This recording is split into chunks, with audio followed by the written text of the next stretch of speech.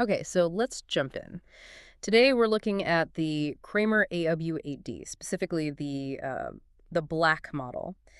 And on the surface, it just looks like a standard commercial speaker, the kind you'd see in a cafe and probably not even notice. But when you dig into the specs, it's really a different kind of beast altogether. This is basically IT equipment. It really is. It's a huge shift. Right. We're moving away from that old model of, running separate power and audio cables everywhere. The AWOD isn't just a speaker. It's an endpoint on your network that makes sound.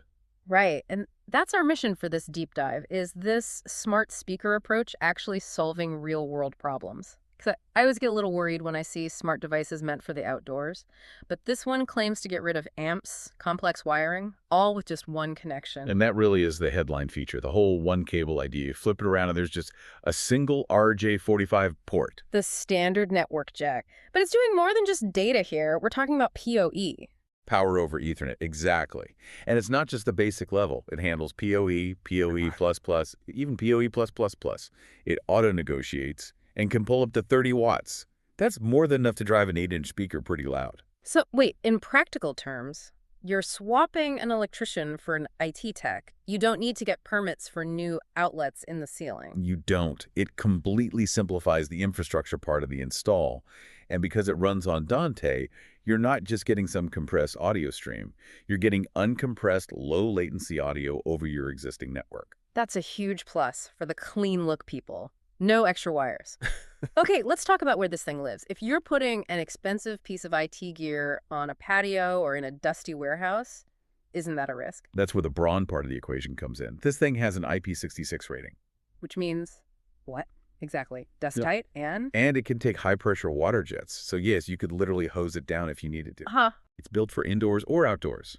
And on the safety side, the UL14 ADA compliance is a big deal. That means it's certified for fire safety and emergency alert systems in public buildings. It's not just a nice to have. So it's tough, and it's legal for emergency use. But here's what I'm wondering.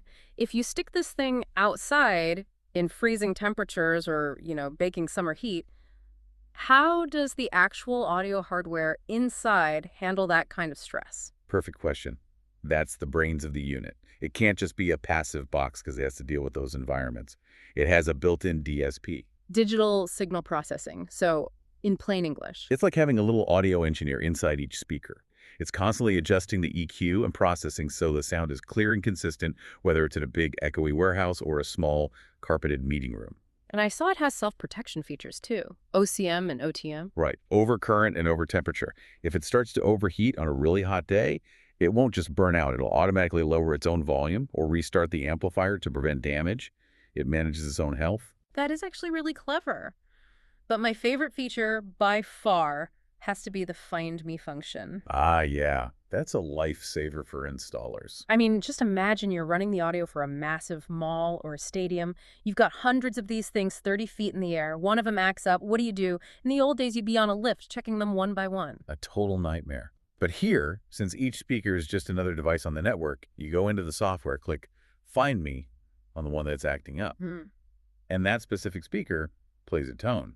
You know exactly which one it is. No more guesswork. That solves a real-world labor problem. And it seems like they thought about the designers, too. The logo on the aluminum grill, it's removable. It is. A small detail, but it matters. If you're designing a very high-end, minimalist space, you don't want logos everywhere. So when you put it all together, this is really where the AV world and the IT world just completely merge into one thing. That's the main takeaway. The AW-8D is a hybrid device. It's a high-performance speaker, sure, but it behaves like a network's computer. It's all about that AV-IT convergence. Audio devices are now intelligent nodes you can manage remotely. It definitely makes you look at those simple black boxes on the wall in a whole new light. They're not just speakers anymore, they're servers that sing. Which leaves you with a pretty interesting question, right? If speakers are now fully networked, self-protecting devices with their own IP addresses, how much longer until dumb, passive speakers are just completely obsolete in commercial buildings? Something to think about. Thanks for listening to this deep dive.